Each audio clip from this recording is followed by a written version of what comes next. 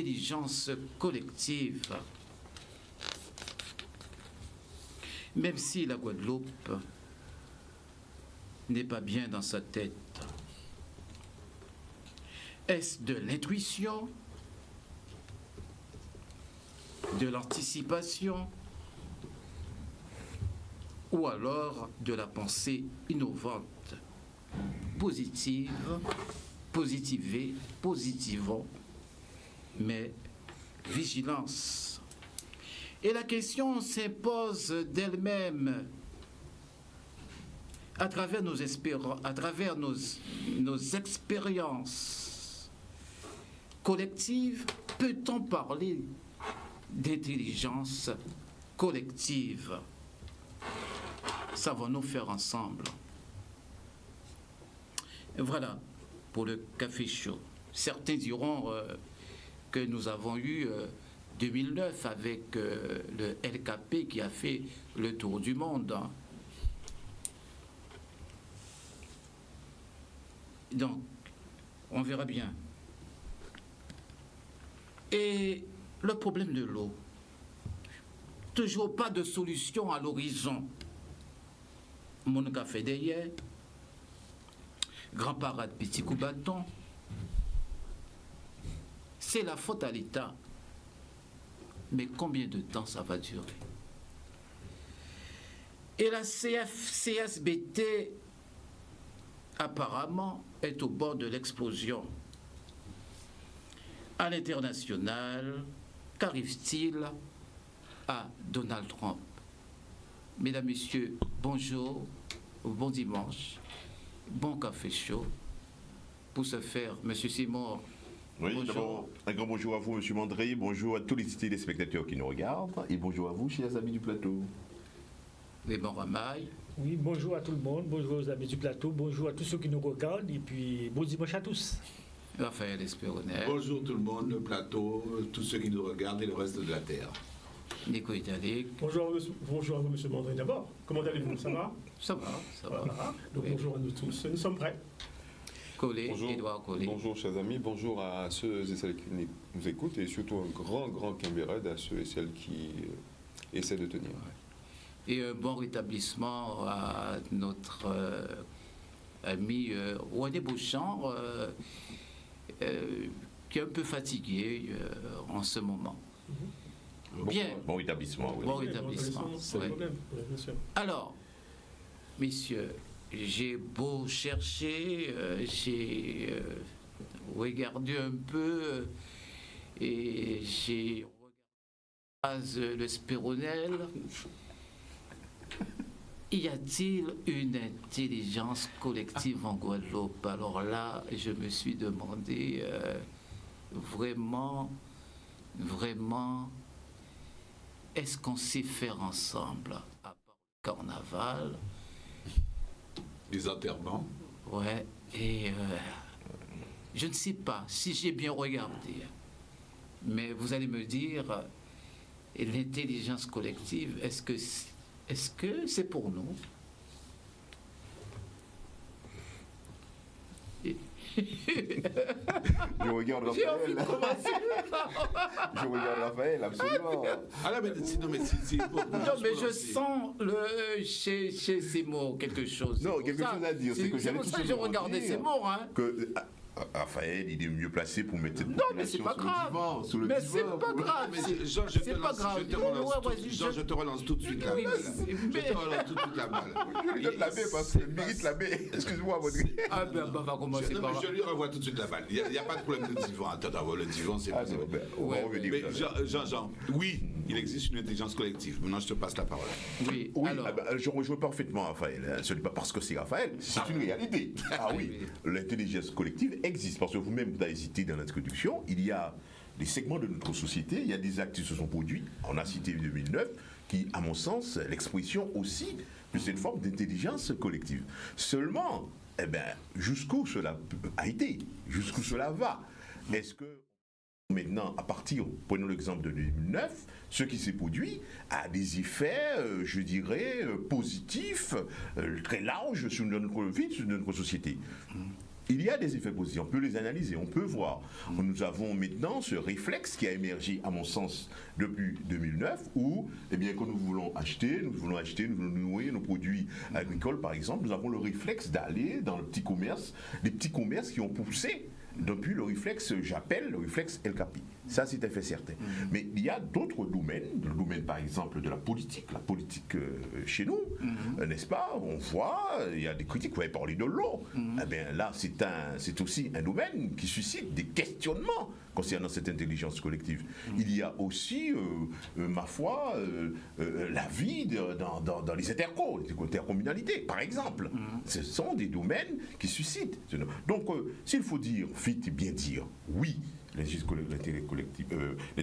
l'intelligence collective existe, oui, dans beaucoup de domaines, nous avons vu le sport aussi, mais par contre, on voit dans des domaines qui sont des domaines extrêmement importants pour la réussite de la Guadeloupe, n'est-ce pas, la Guadeloupe de demain, n'est-ce pas? Il y a beaucoup de domaines où il y a beaucoup à faire, et cela nous conduit indiscutablement à entrer dans le débat, dans la réflexion autour de ceux qui font la Guadeloupe, de ceux qui sont à la manette de la politique, parce que la politique, elle est pour beaucoup dans cette question, le questionnement de politique, d'intelligence collective.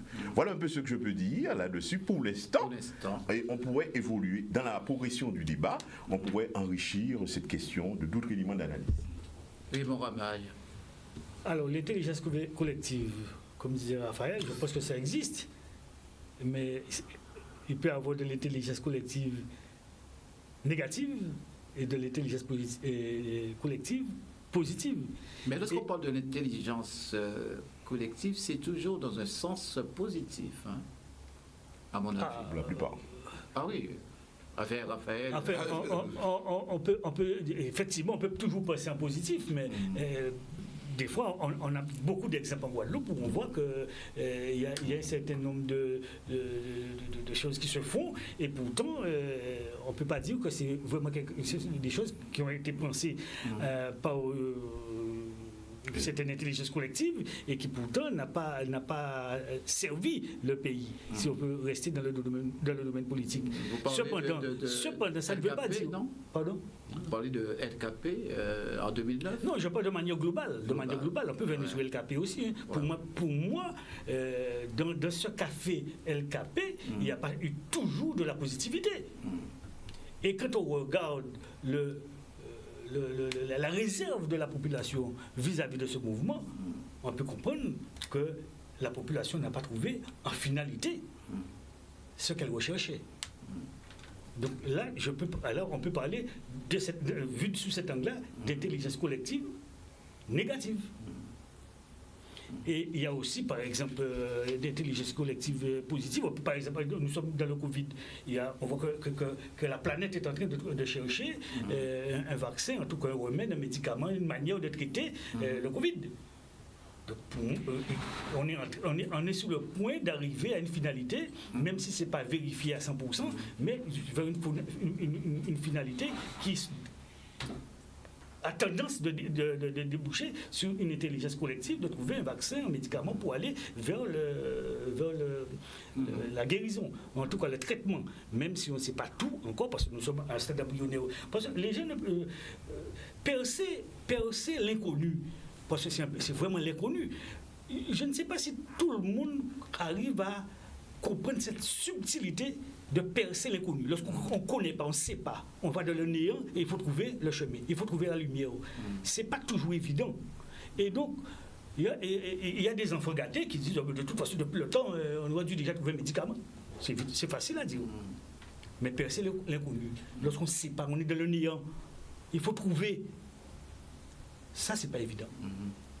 Je laisserai la parole quand même à notre cher ami Spéronel, Raphaël, qui va certainement pouvoir développer et mettre une meilleure assise parce que ce n'est pas tellement ma préoccupation, ce genre de débat. Oui. Mais alors, Raphaël est plus habilité que moi. Alors, et c'est quoi l'intelligence collective?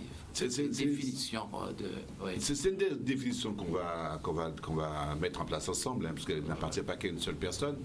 Mais l'idée, c'est un petit peu ce que disait Raymond, c'est autour de coaction, d'action ensemble, de mutualisation de comportements, de pratiques, de fédération d'intelligence et de bonne volonté. Donc nous, tout le monde. C'est autour de tout ça que puisse apparaître quelque chose qu'on va appeler une co-émergence. Ça veut dire une réponse transversale qui manifestement est porteuse de valeur ajoutée au plan économique, au plan social, au plan culturel, au plan de la cohésion et de la cohérence. La cohésion, c'est le rapport entre nous. La cohérence, c'est le rapport avec l'extérieur. Alors, ce qu'il faut bien comprendre pour revenir à pourquoi je dis oui de manière non discutable pour moi, bien sûr, mais on vient d'où? Quel est notre socle? Et Dieu seul sait si je ne suis pas un gars du passé, mais quel est notre socle, je dirais, socio-culturel, la matrice sur laquelle on a émergé, notre co-émergence guadeloupéenne est arrivée? Ben, il y a 3 points. Premier point, nous étions un pays cheptalisé. C'est-à-dire les individus étaient considérés comme du bétail. Deuxième point, et ça a duré longtemps, hein, c'est une plaque tectonique, c'est une grosse plaque, hein, notre histoire vient de ça. Deuxième point, nous étions un pays chosifié, réifié. L'individu était considéré comme un bien meuble. Troisième point, il y avait une négation de l'humanité de notre être. Et on a survécu. Ces 3 points-là, à eux seuls, étaient porteurs d'une extinction, au sens le plus écosystémique du terme. Et on a survécu. Donc ça veut bien dire que quelque chose de co-émergent, de latent, de en bas-veille, de stratégique, a poursuivi en permanence, ce n'est pas que la résilience, a poursuivi en permanence quelque chose de nous a unis, nous a permis de tenir. Peut-être de temps en temps, il y a eu des petites pointes, des petites émergences comme ça, mais nous a permis d'arriver aujourd'hui, de pouvoir en parler sereinement. Alors maintenant, qu'est-ce qui s'est passé? Et là, on va en parler par la suite, mais entre ce travail souterrain, ce travail intestin, qui a permis à l'évidence aux Guadeloupéens aujourd'hui d'être dans une autocréation. Le Guadeloupéen s'est créé de toutes pièces, avec tous les gens qui ont contribué finalement, positifs ou négatifs, qui ont contribué à son émergence. Ben c'est sûr que par rapport à ça, maintenant, se pose le problème du leadership et du management. Mais ça, c'est du pipi de chat, c'est facile maintenant. On peut se le permettre de le dire maintenant, on peut critiquer nos leaders, on peut critiquer nos élites, puisqu'on a atteint un niveau où on peut le faire. Mais pendant longtemps, on n'a pas pu le faire, et seule l'intelligence, en tout cas, entouré d'une volonté permanente, constante, convergence de survivre, eh ben, on a pu réussir quelque chose. Le problème de la Guadeloupe, c'est que nous sommes entrés dans la vie par la survie. Et maintenant que la survie est devenue une règle pour tout le monde, on va nous demander de rentrer dans la vie. Et il faut qu'on organise les catégories de notre vie actuellement, dans le monde environnement actuellement, qui est un monde qui se délite. OK? Je vois Nico est tellement dubitatif que je... Non, pas du tout. Non. Je pense que ce que dit Raphaël, ça pose le cadre du débat, c'est clair. Hein. Moi, je pars d'un présupposé, je ne sais pas s'il est contestable, ce qu'on en pense. Je crois que l'intelligence collective, c'est comme l'intelligence des humains, personnelle.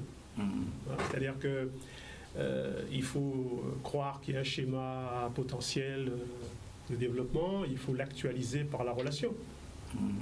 Et la Guadeloupe ne fait pas exception à cette idée-là, me semble-t-il. Le problème du pays, c'est que il a dû faire face, et Raphaël est en train de parler, aux ennemis du collectif, de son collectif. Et les ennemis sont au moins de 2 ordres. Ils sont à l'extérieur, ils sont à l'intérieur. On connaît bien l'ennemi de l'extérieur. Moi, je l'appelle le colbertisme, le pacte colonial. Ça, c'est l'ennemi de l'extérieur. Lui, il a décrété que tu n'as pas d'existence propre, tu n'as pas d'intérêt propre. Tes intérêts, c'est moi, à l'extérieur, qui les détermine, et tu t'organises en fonction de ce que je veux. Dans ta production, et peut-être même dans ton être. Ça, c'est l'ennemi de l'extérieur. Il est connu. Il a progressé, il s'est adapté, il est plus subtil. Hein? Bon. Mais initialement, le pacte colonial de Colbert s'est décliné jusqu'à aujourd'hui pour contraindre, pour contrarier l'intelligence collective du peuple guadeloupéen. Ça, c'est l'externe. En interne, par contre, l'ennemi de l'intérieur. Alors, l'ennemi de l'intérieur, c'est quoi? C'est les intérêts de classe, les intérêts de race. Bruno, Bernard, et José, et les égos qui ont perturbé en interne l'intelligence collective. Mais tout ça, c'est un défaut de relation. C'est la relation qui est contrariée. La mise en relation est contrariée. Le détournement de la relation est contrarié. Et ce qui fait qu'on ne peut pas mettre en route l'actualisation de la potentialité du pays. Et qui ne peut, comme dit Raphaël fort justement, qui ne peut que survivre. Bon. Alors on pourra parler après ce que ça veut dire, comment faire pour proposer quelque chose. Hein, quelque chose au niveau du cœur, quelque chose au niveau de l'esprit, quelque chose au niveau de l'expérience, pour désencailler, pour faire marcher, démarrer l'intelligence collective et que ces potentialités ne restent pas des potentialités mais s'actualisent. Hein. On peut en parler, Mais c'est ça que je commence par là, hein, par expliquer que c'est possible et c'est contrarié par l'intelligence, oh là là, quel mot terrible, par les ennemis de l'intérieur qui ont à voir avec nous-mêmes, et les ennemis connus de l'extérieur. Et si on veut que ce pays renoue avec l'intelligence collective, il faut s'en prendre aux deux types d'ennemis. Et j'ai quelques outils à proposer.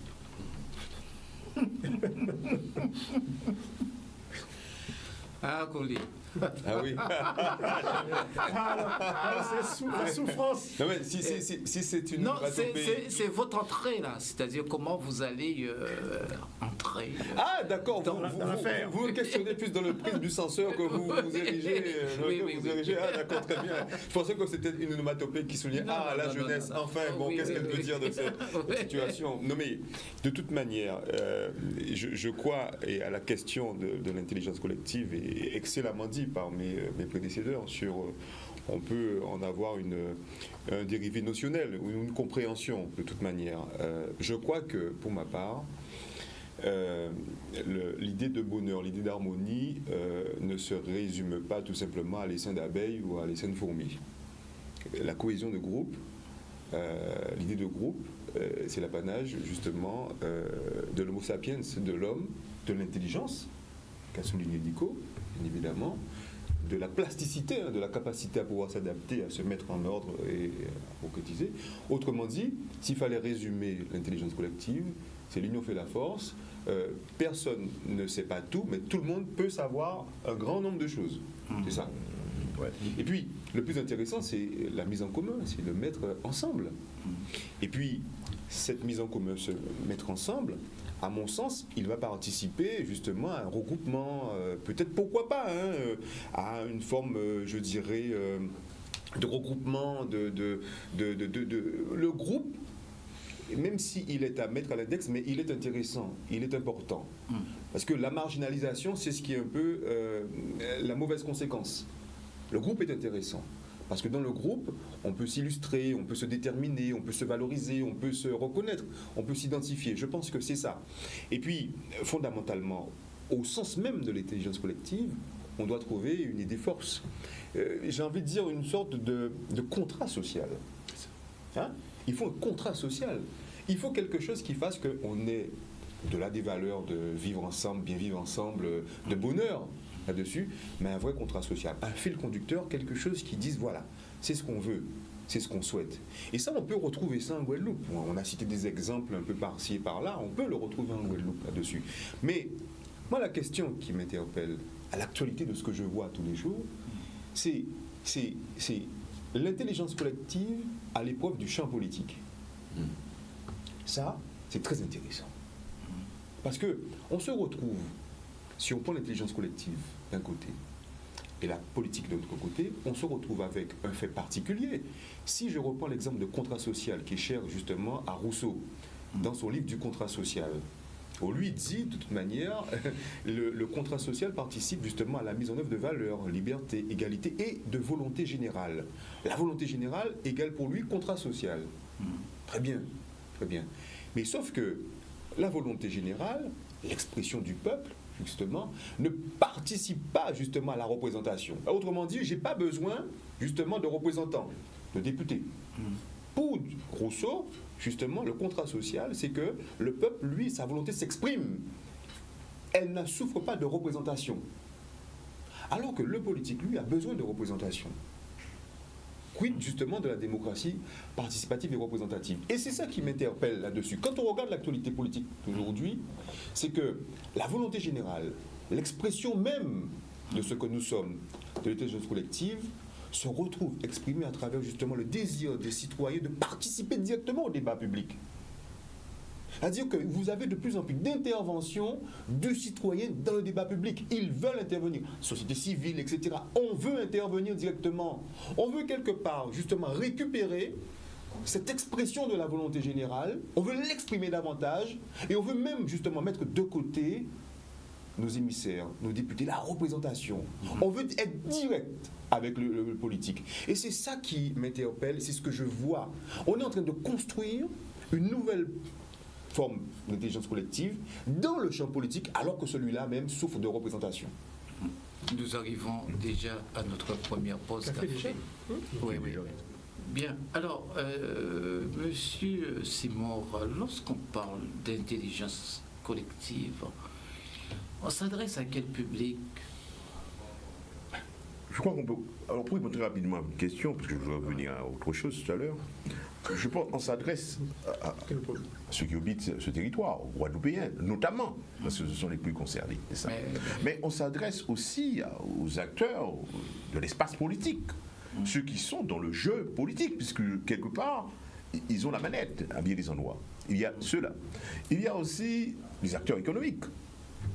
Eh bien oui. Il y a aussi les organisations syndicales. Il y a toutes les entités qui pèsent sur la progression, l'avenir, la réussite de ces Guadeloupe-là. Il y a aussi le Guadeloupéen, Landa, qui doit être ouvert, réceptif à des idées qui peuvent ne pas être forcément les meilleures, mais il doit écouter. Je pense que c'est tout, quand on parle d'intelligence collective, à mon sens, appliquons ce concept à la Guadeloupe, il s'agit d'une action large qui concerne l'ensemble des Guadeloupéens, mais qui passe indiscutablement par les acteurs du champ politique, du champ économique, de la société civile. C'est ça, à mon sens. Alors, cela ayant été dit, permettez-moi, M. Mandry, de donner aussi quelques éléments concernant les interventions tout à l'heure. Je crois que le concept a bien été défini, à mon sens. Intelligence collective, on a entendu les propos de Raphaël, et Nico, Edouard et Ramaï. Moi, il y a deux choses qui ont retenu mon attention, et c'est à mon sens, c'est important. Quand Raphaël parle de chosification des êtres, les choses, considérer les individus qui vivaient sur cette terre comme des choses, vraiment, des biens meubles. Il parle aussi de notre terme qui a du sens, c'est cheptélisation des vivants, les considérer comme du bétail groupé et là. Mais il faut bien constater que de ces deux concepts-là, on est passé à deux autres concepts. Tout à fait contraire. Des chosifications, ça, on est là-dedans. Il y a eu un progrès qui a été fait de manière tout à fait significative. On est sorti de la chosification des êtres pour passer à autre chose, des chosifications. Il y a aussi le contraire, des cheptélisations. C'est-à-dire que les individus eux-mêmes, on nous considère de moins en moins, du moins du tout pas, comme des brebis, des individus qu'on a mis ensemble. Et ça, c'est à mon sens, c'est qu'il y a une chose importante dans ça, quoi qu'on dise. Je pense que la formation des individus, l'école, quoi qu'on dise, on dira l'école de la République, on la critique, mais oui, mais elle a joué. Il y a aussi ce que j'appelle l'URB, l'université des rues et des boulevards, le fait que les individus sur ce terrain-là se rencontrent dans des organisations, il y a des échanges. Tout cela a contribué, à mon sens, à sortir de la chosification et de la cheptélisation qu'on a connue. Et puis, l'élément important, à mon sens, c'est que ce progrès individuel et collectif qu'on enregistre ici sur cette terre au Guadeloupe a permis aussi de bien comprendre les problèmes, parce que nous parlons chaque jour, chaque dimanche, ici en tout cas Eco Club, nous évoquons les problèmes politiques, économiques. Cela et autres. Cela a permis, à mon sens, ce passage de bien comprendre les ennemis du dedans et les ennemis du dehors. Et les ennemis du dedans, entre guillemets, on en parle pratiquement chaque dimanche. Quand on parle de problèmes, vous savez, de l'eau, des ordures, de difficultés politiques, des imbroglios politiques, eh bien, on ne les considère pas forcément comme des ennemis, ces acteurs-là, qui sont impliqués là-dedans. Mais on se dit que, quelque part, ils ont manqué à leur mission fondamentale. Voyez-vous, donc mais ça c'est grâce à la clarté, personne n'a le monopole du savoir. Mais quand on est dans un débat, par exemple ici, on échange entre nous chaque dimanche, nous faisons individuellement et collectivement l'effort de comprendre ce qui se passe dans le dedans et de comprendre ce qui se passe dans le dehors, de manière à ce que les ajustements soient faits dans le dedans et pour que le dehors puisse aussi se... Quand je parle du dehors, je parle de ce qui nous est lointain, dans la mesure où moi je considère que nous sommes toujours dans la périphérie. Nous sommes dans la périphérie sur le plan économique, nous sommes dans la périphérie sur le plan social, et pour y sortir, il faudrait absolument que nous fassions preuve à l'intérieur de cette intelligence collective dont nous parlons. C'est ce que je voulais dire là-dessus. Monsieur Ramage. Oui, alors Edouard a ouvert un chapitre qui me paraît très intéressant lorsqu'il parle que le citoyen veut s'impliquer dans les décisions, dans la prise de participation pour faire évoluer à sa manière. Alors, je dirais tout simplement déjà, parce que le citoyen n'a pas trouvé cette... ne se reconnaît pas à travers les gens qui les représentent, les députés, les maires, les conseillers, etc., les élus d'une manière générale. Et donc, ils cherchent à s'impliquer pour essayer de décliner, de fléchir les décisions un peu plus, selon eux, vers une décision collective, vers une intelligence collective. Et là, ça rejoint le problème de l'eau. Et c'est là où on voit qu'il y a une certaine mutation qui se fait aujourd'hui dans la société, pas forcément la société guadeloupéenne, mais un peu partout. Et nous ne sommes pas en reste. C'est dire que nous sommes dans la mouvance en Guadeloupe. Où on demande, par exemple, un organe de gestion de l'eau ouvert à tout le monde, pour ne pas laisser seuls les élus qui ont été défaillants. Il y a un système qui a peut-être fait son temps, qui est arrivé au bout et il faut passer à une étape suivante, à l'étape suivante, qui serait, par exemple, à l'image du problème de l'eau, de constituer un organe de gestion de l'eau, bien entendu avec les élus, parce qu'il n'est pas question de laisser les élus, qui est quand même la représentativité du peuple, avec les élus, avec les organisations syndicales, avec les représentants de l'eau, des utilisateurs de l'eau, c'est eux qui payent, bien que les élus aussi payent, parce qu'ils ont des établissements qui consomment de l'eau, mais aussi une représentation des usagers de l'eau qui payent et qui souvent on sollicite qu'on va saisir peut-être pour 100 euros, pour 50 euros, alors que les collectivités, les mairies, certaines collectivités doivent de l'argent par centaines de millions cumulés.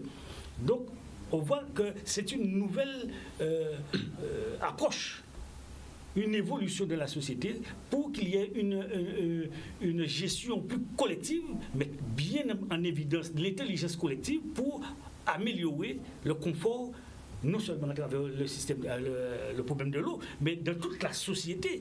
Il serait intéressant qu'il n'y ait pas forcément uniquement les élus, mais qu'il y ait aussi des gens qui participent en dehors des élus, qui seraient choisis arbitrairement ou par corps de métier, enfin trouver un système pour choisir des gens, pour accompagner de manière à ce qu'on limite les cas comme ceux qu'on a connus pour la ville de Pointe-à-Pitre, comme ceux qu'on a connus pour l'eau, comme ceux qu'on a connus pour la CSBT, pour rester dans le domaine politique, mais aussi dans les entreprises, aussi dans les organes de gestion administrative, où des fois il y a des laissés-aller, par exemple dans les cantines, dans les établissements publics, où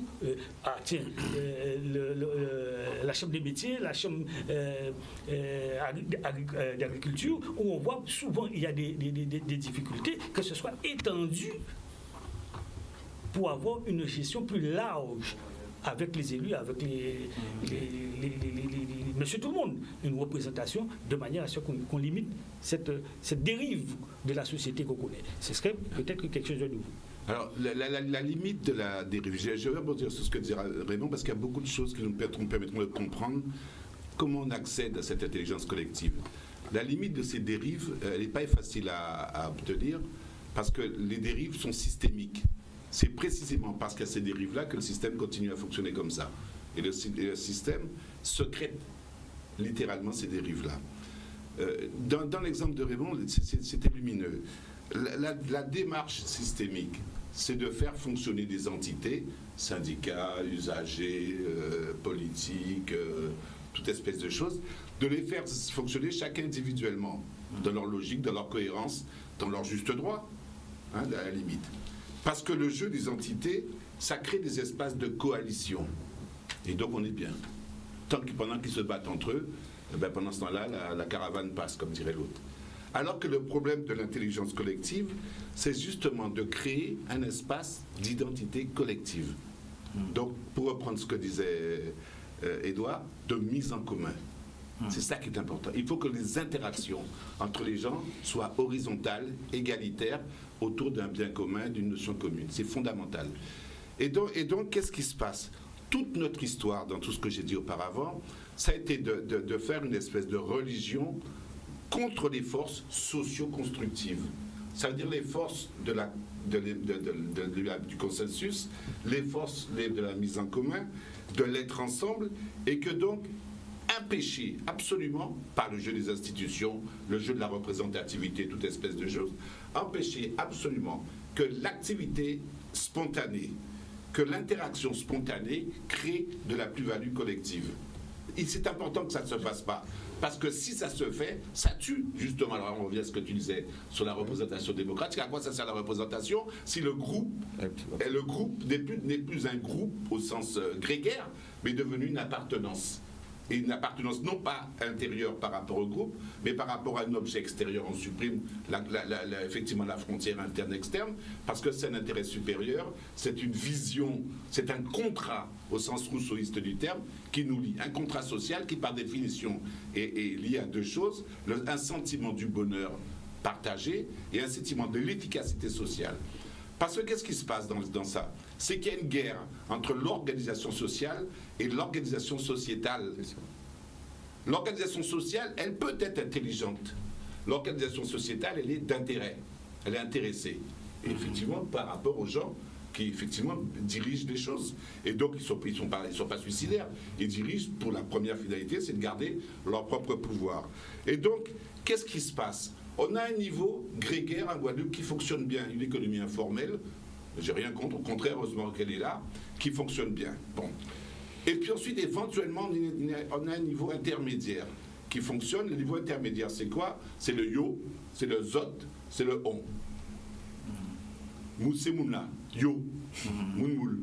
On ne dit pas ça pour Mandalo, ils ont dépassé cette étape. Oui, c'est ça, nous sommes une nation. Sorte de l'univers. Bon. Mais le problème, c'est que le yo, le zot, le nous, c'est des niveaux intermédiaires, c'est rien. C'est des groupes, c'est de la grégarité. Arriver à la Guadeloupe, c'est sortir du je, du on, du zot, pour arriver au nous. Et au nous avec un S, pas au nous sans S. C'est pas le nous créole. Et donc ça, pour arriver à ça, il faut que les sources socio-constructives se mettent en vitesse et qu'elles aient une orientation. Comme disait Édouard, il faut qu'elles aient une visibilité. On va où? Il faut qu'elles aient une lisibilité. Comment on y va? Et on retombe dans ce qu'on dit tous les jours ici, comment construire une organisation sociale au service d'une organisation sociétale, au service et non pas dans la méprise de l'organisation sociale, sachant que ce qui est premier, c'est l'organisation sociale. C'est ça. Elle est première, elle est spontanée. Mais c'est pas avec ça qu'on fait du chiffre. C'est pas avec ça qu'on fait du business. C'est pas avec une organisation sociale, c'est avec une organisation sociétale. Et comment y arriver? Actuellement, c'est à travers une démocratie représentative, quel que soit le niveau, syndicats, institutions, leaders nommés, leaders spontanés et compagnie. Et la première chose que fait le leader une fois qu'il est arrivé dans ce leadership, c'est de couper les branches de tous les gens qui sont autour de lui, pour pouvoir s'assurer, dans ce que disait Nico tout à l'heure, la lutte de place, la lutte de classe, mais aussi la lutte de place. Donc c'est terrible. Ce n'est pas désespéré. Non. C'est terrible, c'est pas désespéré. C'est-à-dire que, vous voyez, lorsque on veut, sous l'action de l'ennemi de l'extérieur et sous l'action de l'ennemi de l'intérieur, bloquer, juguler le développement de l'intelligence collective, il est de la responsabilité militante, C'est le mot- de excuse-moi, se mettre Nico, debout. Oui. c'est la définition même du militantisme. Exactement. Ouais, tout à fait. C'est important ce que tu dis là. Ouais. Le militantisme, par Militantisme, définition, oui. c'est ça. C'est ça. Ouais. Comme dit Césaire, de faire un pas en avant et de parler. Mettre debout. Bon. Alors, sous le signe de la provocation, j'aurais aimé quelques instants profiter de votre micro pour m'adresser à la France. Est-ce que c'est possible? Elle t'écoute. Elle t'écoute. Vous voyez, lorsque on a créé le colbertisme, on veut encailler le pays parce qu'on veut vendre ses saucissons, et son camembert, et son huile Sovaco, tout ça. Bon.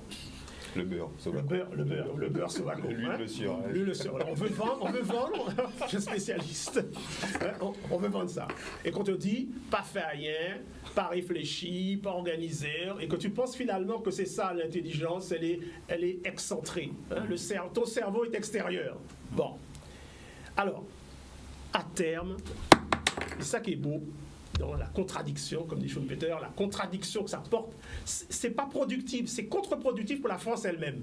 Aujourd'hui, le pacte colonial décliné par la France, tel était conçu par Colbert, est contre-productif. La France doit comprendre aujourd'hui, et là je m'adresse à elle, qu'il faut, comme j'ai dit dimanche dernier, qu'elle décolonise, il faut qu'elle déconcentre au niveau de la symbolique, pour permettre de la cohésion et la remise en route des énergies, un peu d'espérance que les Blackos pourront remplacer les Whites, hein, qu'elles disent, voilà, partout où je suis ici, je cherche la ressource chez vous, à la DEAL, le procureur, la gendarmerie, hein, l'éducation. Je pense que après le pacte colonial, hein, je peux désormais déconcentrer et, au niveau de la force symbolique pour le moindre, hein, mettre des Guadeloupéens dans toutes les fonctions importantes que l'État remplit sur ce territoire. Et, cerise sur le gâteau, après vous avoir désigné comme pays ultramarin outre-mer, qui est une aliénation terrible, parce qu'on pas outre-mer à Pont-Moune, l'outre-mer, quand je suis à Pointe-à-Pitre, c'est à Paris. D'accord? Ça. Ouais, l'outre-mer, c'est à Paris. Je suis l'ultramarin de personne, parce que l'ultramarin, pour moi, c'est à Paris aussi. Hein. Moi, je ne suis pas l'ultramarin, je suis guadeloupéen, je suis chez moi. Alors, cerise sur le gâteau, la France peut dire, voilà, je crée un grand ministère de la mer que j'installe à des... au Guadeloupe, à Cap-Esther. Décentralisation, délocalisation. Non, j'installe un vrai ministère. Je déconcentre un vrai ministère, j'installe là, qui va s'occuper de quoi? De la mer. La matière, le matériau est à portée de main. Hein? C'est ce qui confère à la France son statut de puissance maritime. Et c'est aux Tuileries, c'est à Brest, c'est à Besançon, c'est quoi ces histoires? Et ce ministère qui va travailler la ressource, parce que l'avenir peut-être de la ressource, c'est sous les mers. En plus que la cohésion et le pouvoir stratégique. La ressource est peut-être là. Alors, ce ministère, j'ai longtemps hésité à qui le confier. J'hésite longuement entre Raphaël Spéronel qui va me dire non. Sur tous les coups. Ou Harry Durumel. Voilà. Hein? Bon. Donc, ça, c'est des jeux, mais c'est pour vous montrer que la France peut mieux faire. Elle peut mieux faire dans ce qu'elle a fait aujourd'hui, dans l'encaillement comme ennemi de l'extérieur. Ennemi de l'intérieur maintenant. Ennemi de l'intérieur. Alors, 3 choses rapides. Le leadership. Le leadership. Il n'y a pas de leader dans ce pays. Je suis désolé. J'ai de bons amis qui dirigent une grande part du pays, donc respect pour eux. Mais le leadership tel qu'on l'entend, tel que la limite, tel que Frédéric Jalton l'entendait. Frédéric Jalton. Frédéric. Ouais, il y a un souci. Il n'y a pas d'homme qui, lorsqu'il s'exprime, parle assurément au nom du pays. Or, pour désencailler ce pays, pour mettre en route l'intelligence collective, on a besoin d'un porteur d'une vision du pays. On a besoin d'un porteur des valeurs partagées. On a besoin de quelqu'un qui puisse dire, voici, mi direction là, mi lanoukaï. Ça nous fait défaut. On a aussi besoin que la Guadeloupe travaille les schémas, les paradigmes dominants, et que face aux biais cognitifs qui existent, qui a montré, oh, vous voyez pas, ouais, les leurs, la manipulation, face à cela, il faut combattre tous les biais cognitifs qui empêchent les schémas mentaux pour mettre en route le pays. Et un biais cognitif, M. André, ne l'oubliez jamais, ne se combat pas par la dénonciation seulement. Il ne s'agit pas de dénoncer les méfaits de la France ici, ou nos méfaits à nous. Là, on fait ça, d'accord. Il faut passer de cette dénonciation à soit de l'énonciation, ou soit à un autre biais cognitif. Parce que je crois, et ça je le dis publiquement, le meilleur moyen de combattre un biais, c'est un autre biais. Et il faut inviter nos créateurs, nos chercheurs, notre intelligence à mettre en route d'autres biais pour contrer les ennemis de l'intérieur. D'autres concepts. De la pensée innovante. Alors, je résume tout de suite. Je vous dis un mot. Et je pense que ce sera le mot-clé de cette émission. On va arrêter après. Le mot, M. André, qu'il faut nommer ici. Oui, oui. C'est deux mots. Allez. C'est son auteur et le mot. C'est Bigidi et Lena Blue. Quand on a dit ça, quand un Guadeloupéen a dit Lena Blue, il a dit Bigidi, il a tout dit. Il a tout dit. C'est-à-dire que ce que Raphaël expliquait, ce qui nous a permis de survivre, c'est le Bigidi. Bigidi. Trébucher. Pas tomber. Mais pas tomber. Nous trébucher, nous pas tomber.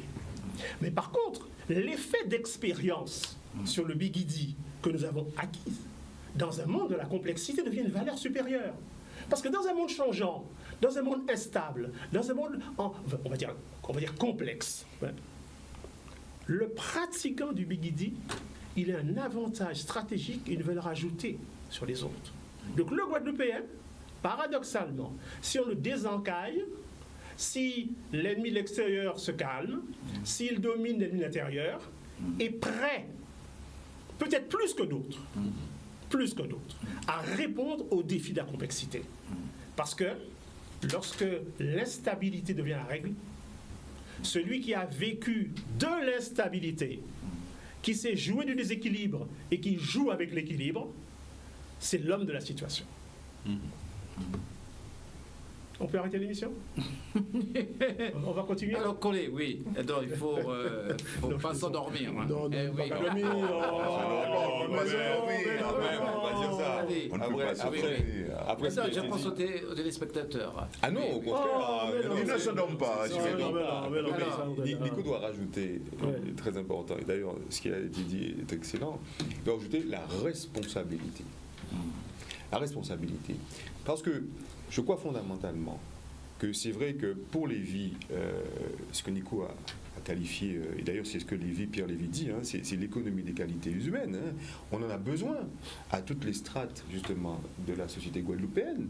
On a besoin. Dimanche dernier, nous évoquions justement cette excellence-là, alors que nous avions justement cette possibilité d'avoir des Guadeloupéens diplômés avec des qualités, des parcours académiques, si ce n'est identiques, donc qui doivent pouvoir se retrouver dans les strates justement de décision de cette Guadeloupe-là. Donc cette forme d'intelligence collective justement doit pouvoir mûrir, doit pouvoir leur permettre d'y accéder, et c'est vrai, doit contrarier une autre intelligence collective, celle qui empêche l'établissement justement de ce progrès, de cette jeunesse guadeloupéenne-là. Parce que cette société, elle est ainsi faite, elle est ainsi divisée. Alors, il y a, à mon sens, ce que je rappelais dans mon propos liminaire, et ce que je vois de plus en plus, il y a cette mise à l'index qui a été faite ici, et que nous voyons tout chacun, ce délitement de la société, de notre société, la façon dont la société guadeloupéenne se construit, elle se crée, dans cette division bien évidemment séculairement décidée et cherchée, mais qui aujourd'hui continue son progrès et crée justement de grandes brèches. Alors je crois que ces brèches sont colmatées par l'intervention justement du citoyen. Et ça, c'est ce qui était interpellant à mon sens et qui montre deux choses, qui montrent bien évidemment les enjeux mondiaux, économiques, internationaux sont très peu regardés, peu ou peu regardés à l'actualité de la Guadeloupe. Un exemple très simple, restez un peu dans la logique de ce que disait Nico. Beaucoup d'entre nous ont des élans nationalistes, ont des élans à la limite patriotistes là-dessus. Mais quel contrat social, justement, qu'ils essaient de nouer avec les Guadeloupéens? Est-ce qu'en se disant que j'ai des idées nationalistes là-dessus, je reste justement les pieds sur terre par rapport aux enjeux, aux défis du monde? Est-ce que la Guadeloupe, justement, est dans ces enjeux-là? Donc, autrement dit, il peut y avoir une contradiction entre mes volets, mes envies nationalistes, les enjeux économiques mondiaux internationaux qui se réalisent, et la Guadeloupe.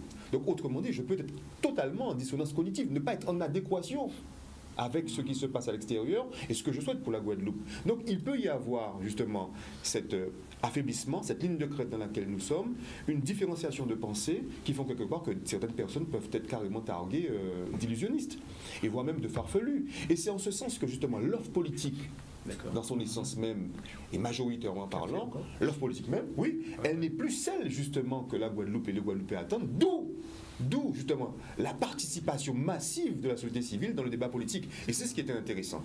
Nous arrivons à notre deuxième pause café. Hein. Ah oui. On revoilà avec l'intelligence collective. Monsieur Seymour, nous sommes dans une période d'estagnation, oui. D'hésitation. Alors, pour avancer, faut-il créer une pensée innovante? Oui, vous le dites très bien d'ailleurs. Nous sommes dans une phase, une longue période de stagnation. Ouais. De stagnation, mais j'ajouterais aussi de l'incertitude, d'incertitude.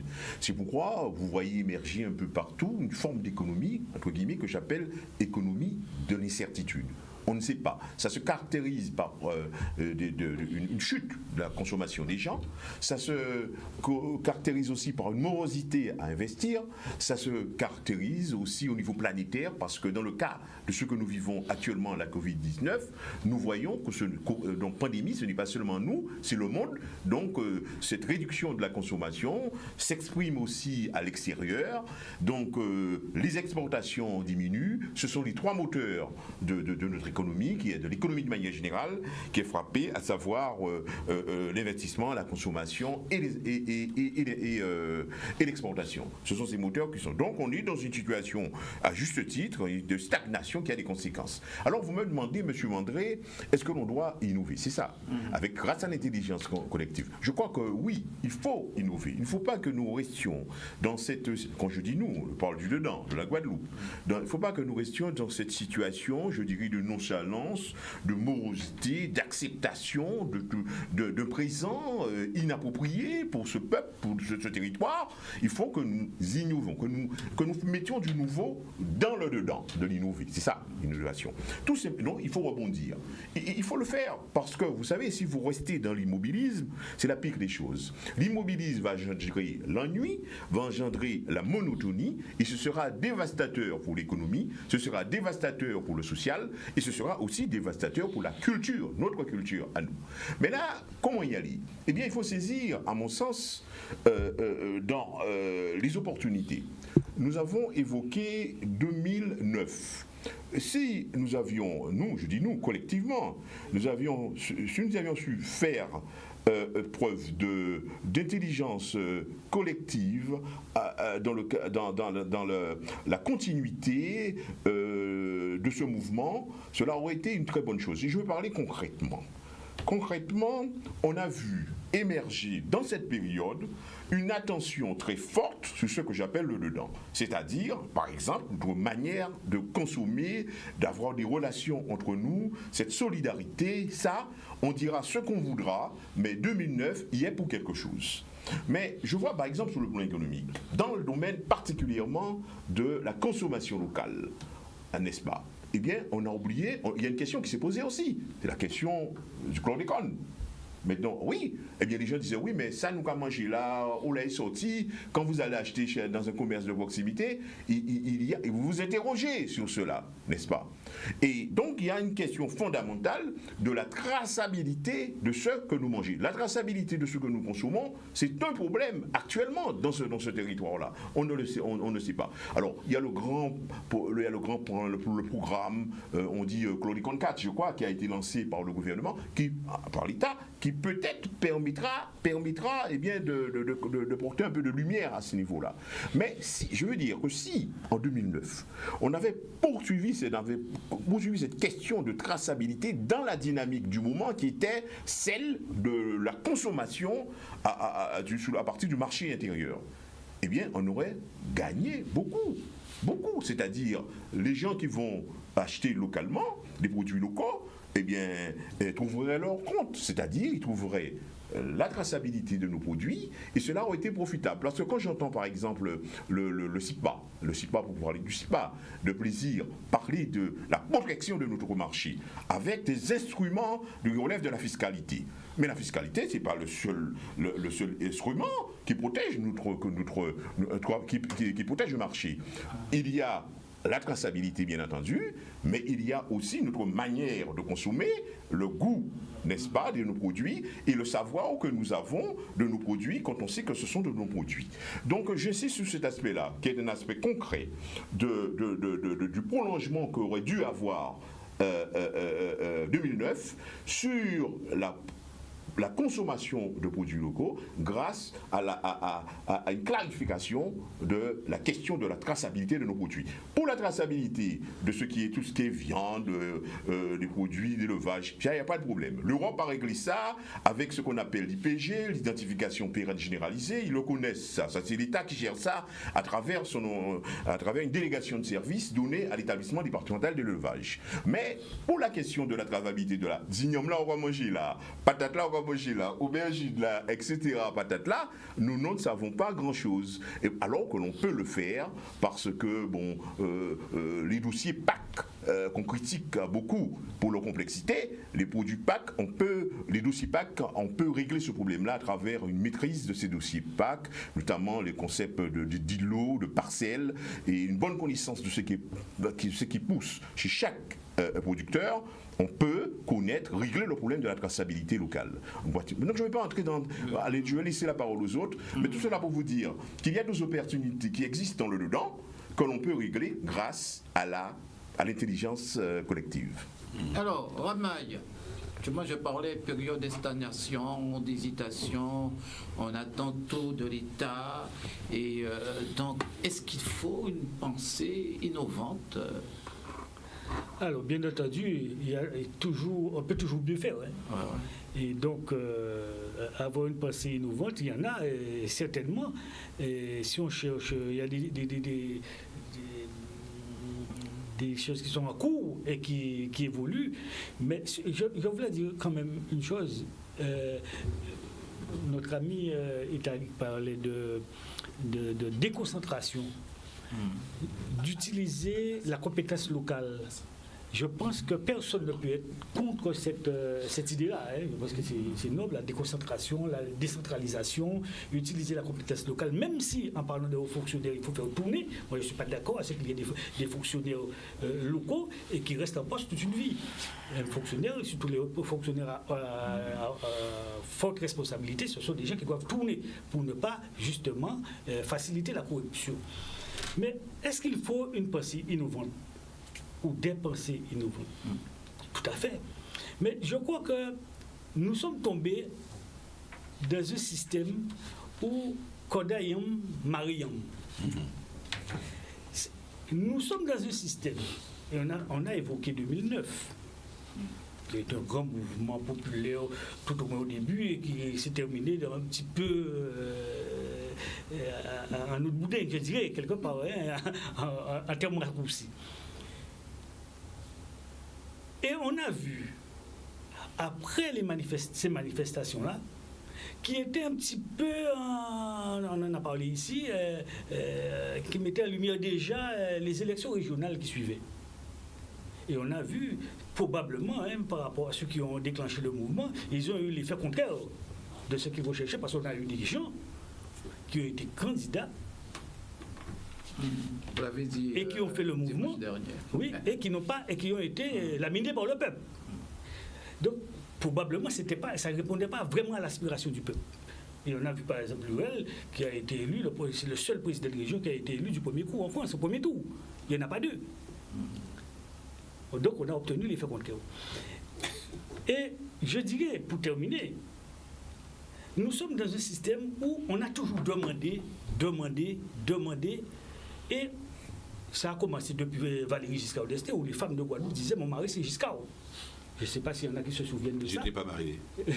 Et mon mari c'est Giscard, parce qu'il y a eu un rattrapage des social qui a été fait à partir de Giscard, et surtout sous Giscard, et qui a continué bien entendu. Et il y a eu de l'argent en circulation. Et je dirais que de l'argent social en circulation, de l'argent que je qualifie quelque part de l'argent facile. Les gens d'ici avaient beaucoup d'enfants, donc ça brassait beaucoup d'argent. Aujourd'hui, lorsqu'on fait un mouvement comme le mouvement qu'il y a eu en 2009, et celui à qui on demande de faire un changement de système, celui-là, à force que nos politiques ont demandé, et on a donné aussi. Donc tout le monde, même ceux qui ne travaillent pas, ceux qui travaillent aujourd'hui un petit peu moins bien lotis que ceux qui ne travaillent pas, en tout cas pour une certaine frange de ceux qui ne travaillent pas. Et ces gens-là, ils ne travaillent pas. Ils ne dépensent pas de l'argent pour voyager, pour aller peut-être une ou deux fois à Paris faire leurs courses. Ils ne dépensent pas de l'argent pour leur santé. Ils ne dépensent pas de l'argent pour vivre, je l'ai dit. Mais ce que je veux dire, ce qui est nouveau, c'est que comment peut-on demander à ces gens-là, je vous demande de voter pour moi, et vous ne pouvez pas me donner mieux. La population guadeloupéenne n'est pas si conne que ça. Vous ne pouvez pas me donner mieux, mais avec toute votre théorie de dépendance ou de décentralisation ou de déconcentration, tout ce que vous voulez. Mais pourquoi je vais vous suivre? Est-ce que vous pouvez me donner? Je ne travaille pas, j'ai 2 réfrigérateurs. Je ne travaille pas, je suis nourri. Je suis en santé. Comment peut-on suivre?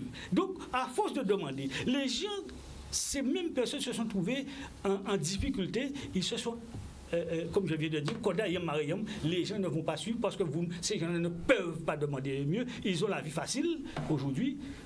Donc, je ne vois pas pourquoi je vais vous suivre si vous ne pouvez pas me donner mieux. Je m'arrête là pour le moment. Monsieur Speronel, alors une pensée innovante et l'intelligence collective. Alors, l'innovation, c'est pas dans la pensée. L'innovation, c'est dans la technologie, c'est dans les progrès sociaux, les projets économiques, projets scientifiques, tout ce que vous voulez. Donc, c'est pas là que ce terme-là s'applique. Ce qu'on a besoin au niveau de la pensée, c'est une pensée divergente. Penser autrement, penser ailleurs que dans les autoroutes de pensée dans lesquelles nous avons été tous universitaires, pas façonnés, moulés. Donc pensée divergente. Et je voudrais revenir sur un truc. Je vais pas insister sur pensée divergente. Je vais pas vraiment divergence. Pensée marronne, si vous voulez, si on pourra revenir à nous, qui correspond à notre intelligence buissonnière. Pensée rhizome, buissonnière, tout ce que vous voulez. Je ne vais pas insister sur ce que disait Raymond parce que c'est important, mais c'est le succès d'année du développement par l'institutionnel et par les transferts sociaux, les ayants droit, les bénéficiaires, les usufruitiers, tout ça, ça a été une époque qui était bien. Bon, mais on n'est plus là-dedans. Je reviendrai sur un truc que disait Jean, parce que là, ça m'a interpellé. C'est à partir de ça que j'ai organisé ma réponse sur la pensée. Jean disait à un moment donné, donc au début, que donc il y a le constat maintenant, c'est qu'il y a réduction de la consommation, les exportations diminuent, les investissements stagnent. Donc le plateau technique sur lequel est bâtie notre société est en grande incertitude, pour ne pas dire en grande faillite. Et donc, à partir de ça, il a développé quelque chose. Et bien, c'est justement à partir des mêmes trucs que j'ai développé autre chose. C'est pour ça que j'aime bien Jean. C'est que si tout ça a stagné dans une économie donnée, traditionnelle, mais dans une autre économie, celle de l'épargne, ben, il est clair que l'épargne, on le dit, on le sait, a augmenté de manière explosive. Or, l'épargne, c'est quoi? C'est la réserve de l'intelligence collective. Tu es d'accord? L'épargne, c'est le monde dans lequel les petits malheureux, ils n'ont pas confiance. Avant, c'était des bœufs, avant, c'était des machins. Ils n'ont pas de confiance en le monde. Ils épargnent, ils n'achètent pas, ils ne consomment pas, ils n'investissent pas. Le petit âge de la Cagnotte. Il la cagnotte. Et donc, à partir de cette épargne-là, vous sentez bien qu'il y a une bombe à retardement de développement, de potentiel possible sur des choses. Ça veut dire que, donc, pour la pensée comme pour le développement, il va falloir qu'on se ressource pour entreprendre, comme diraient mes amis canadiens, intraprendre à l'intérieur des systèmes existants. Et les systèmes existants, ce sont nos champs de compétences. Et je reviens à Nico, décidément, que j'aime pas. Ça suffit. Ouais. C'est quoi à l'intérieur de nos champs de compétences? C'est le nouveau monde. Et le nouveau monde, c'est quoi? C'est la mer, c'est la biodiversité, c'est l'écologie durable, c'est le local, c'est les atouts concurrentiels. Cybernétique. Et donc le changement de... Oui, la cybernétique, oui, toutes les technologies alternatives. Et donc c'est le changement de paradigme. Et cette complexité dans laquelle il faut qu'on rentre vaillamment, parce qu'on a les outils pour ça, que ce soit les outils du Bigidi, que ce soit les outils de la gestion de l'incertitude, de la précarité, il faut qu'on l'ait, parce que ces outils, c'est quoi? C'est le maniement du paradoxe. Et le paradoxe, c'est un truc extraordinaire par rapport aux gens qui sont binaires, qui sont dans la pensée contradictoire, la pensée fractale, c'est comme ça ou c'est pas comme ça. Le paradoxe, c'est la pensée du développement. Ça veut dire que c'est le tout à la fois en même temps, pas le même temps de Macron, mais le tout à la fois. Ça veut dire que le paradoxe, c'est le lieu de la coémergence dont je parlais au début, pour signifier ce qu'était l'intelligence collective. Je suis pas d'accord avec toi, mais je reconnais que tu as une part de raison, et je suis bien sûr d'accord avec moi. Comment on fait pour s'entendre? Il faut qu'on trouve une troisième voie. Et la troisième voie, c'est la coémergence. Et donc cette idée, c'est le paradoxe. Être à l'aise dans l'incertitude, c'est pas un problème. Je vis, je mange grâce à Raymond et à ce que mes parents m'ont permis d'acquérir, il n'y a pas de problème. Et puis je suis en plus dans une rationalité alternative. Ce qui est vrai aujourd'hui peut être vrai demain grâce à Nico et Trump, qui vous a parlé de la réalité alternative. Exactement. Alternate fact. Tu vois, j'arrive à associer tout le monde. Donc je suis un homme de consensus. Un homme de consensus. Donc il y a un espace là qui est extrêmement pas confortable pour les gens qui veulent absolument avoir des certitudes et veulent voguer sur des mers définitivement calmes, plates. On n'est pas dans ça maintenant. On est dans la navigation à voile. Il faut composer avec la houle, il faut composer avec le vent. Et il faut composer avec la quille, il faut tirer des bords. Donc, c'est là que je parle de pensée divergente. Pour arriver à l'intelligence collective, c'est qu'il faut... oui, tu dis ça aussi, genre, c'est cette notion d'opportunité, de niche, de réflexion et de réaction. Alors, non pas avec, donc si vous reprenez un petit peu ce que vous disiez au départ, et je m'arrêtais là, non pas avec une pensée cartésienne, linéaire et tout, mais avec une pensée intuitive, mais ça ne suffit pas la pensée intuitive. C'est pas l'anticipation.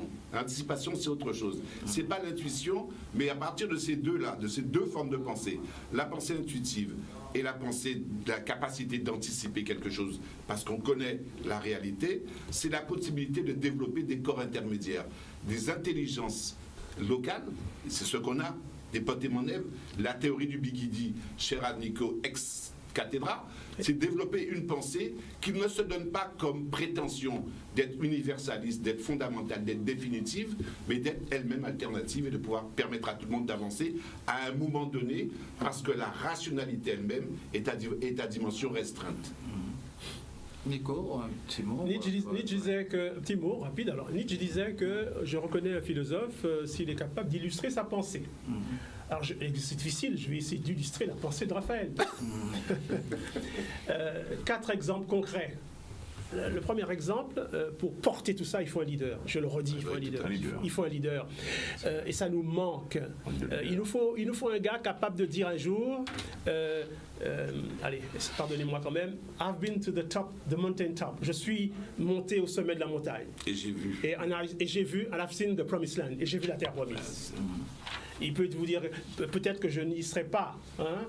Maybe I will not get this with you, but I know that as people, we can get the promised land. Que je sais qu'en tant que peuple, nous pourrons entrer dans la terre promise. Ce leader-là, on l'attend, qu'il soit capable de parler comme ça. Hein? Bon, il faut qu'il sorte des notaires et des notables pour manier l'enthousiasme, l'esprit, celui qui libère les gens et qui font que les gens vont chercher en eux-mêmes, au prix d'une certaine maïotique, la ressource individuelle et collective, première chose. La deuxième ressort, petite parenthèse, je crois sincèrement que rien en Guadeloupe ne se fera sans les femmes. Pardonnez-moi, messieurs. Mais rien ne se fera en Guadeloupe sans les femmes. Nous ne sommes pas encore, et comme il n'y a que des hommes, au clair avec elles. Mais c'est clair que rien ne se fera sans elles. J'arrête là parce que ça peut être trop chaud. Troisième chose, l'économie intelligente, l'économie territoriale, celle qui est souchée sur l'intelligence territoriale a un nom. Elle s'appelle économie sociale et solidaire.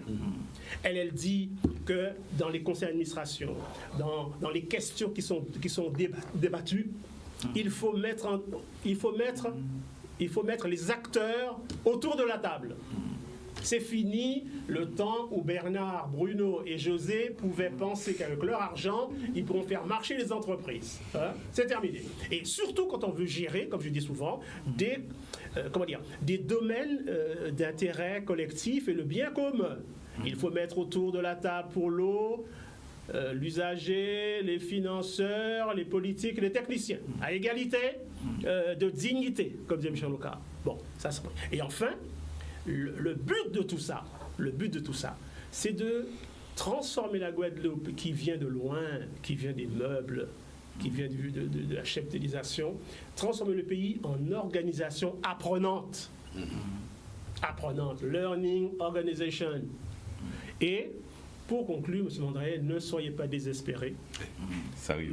Martin Luther King a dit, c'est only in the night that you can see the stars. C'est seulement dans la nuit qu'on peut voir les étoiles. Ainsi, voilà Guadeloupe, passez une excellente journée. Et à dimanche, si vous voulez bien. C'est Non, mais c'est